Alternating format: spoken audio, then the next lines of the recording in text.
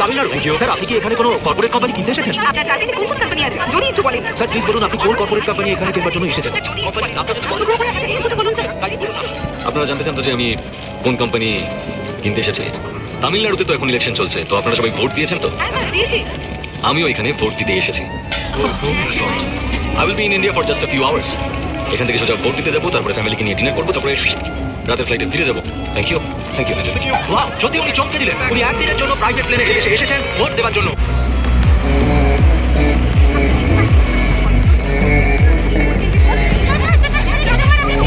Eliza, you please wait out. Okay, so this is your voter ID and your passport. Okay. নমস্কার।